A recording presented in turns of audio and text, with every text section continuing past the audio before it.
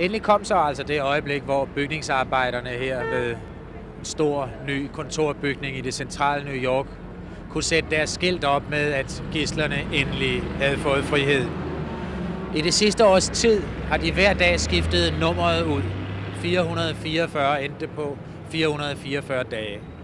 Det, som Washington Post har beskrevet som det store nationale mareridt, er overstået. Gidselaffæren var nemlig ikke bare en menneskelig, men i høj grad også en politisk affære for USA som nation og for den enkelte amerikaner. Vi spurgte Bernard Nossiter, en af de mest respekterede kommentatorer på dagbladet New York Times, om hvad gidselaffærens afslutning betød.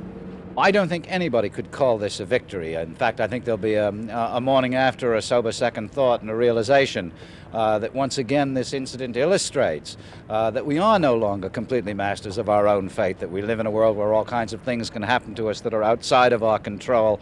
This indeed is one of them. The price of oil is another, and so on.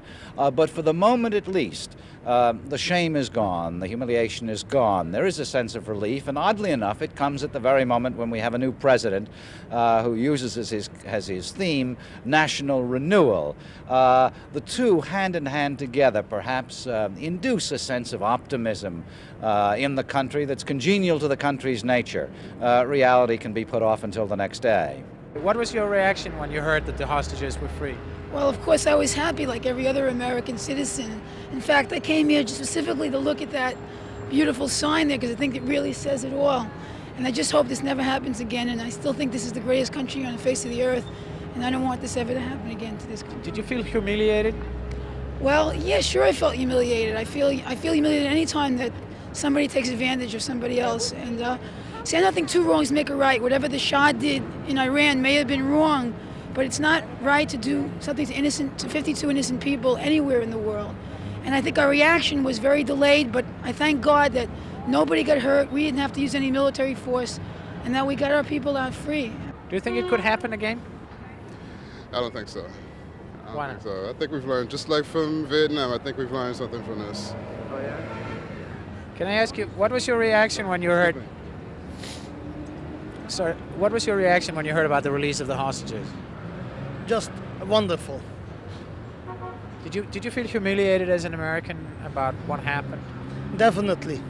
I was glad to see them coming home after 444 days of captivity, which I know personally what it means because I'm coming from a communist country. I was all 10 years. I know what it means to be oppressed by people. Do you feel humiliated by what happened? Very humiliated. But I think now that this is all over, we can go on with our life. It should never happen again. Do you think it could happen again? It could, yes. I see it. I see it coming. I see it coming because I see the anti-Semites coming again, and everything, and it shouldn't happen. And I see it.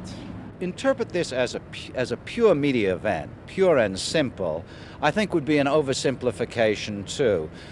There was a public involvement. After all, this is a society that doesn't have festivals and it doesn't have rights. It's a secular society.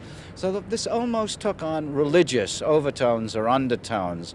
This was a national festival. The day of release was a day of national rejoicing after a long fast. Do you think it will have lasting effects on the relations between Iran and the United States and the United States policy in the Persian Gulf, Indian Ocean region? Oh, it's bound to have some effect. And of course, immediately there's enormous hostility towards Iran and the Iranians. And the president's remark about Iranian barbarians, I'm sure, struck a popular chord. Professional diplomats, professional observers, will hope, I think, that there will be a sober reconsideration on the morning after, too, and a recognition that the integrity of Iran, keeping Iran together, preventing it from breaking up into Kurdistan, Khuzestan, and Baluchistan, is very much in the Western and the American interest, and that so over time, perhaps, there'll be a thawing of relations. But on the other hand, it's unlikely that that will take place until the never-ending festival in Iran comes to an end, and that place settles down, and that revolution is completed, and there is some form of stable government there with which to deal.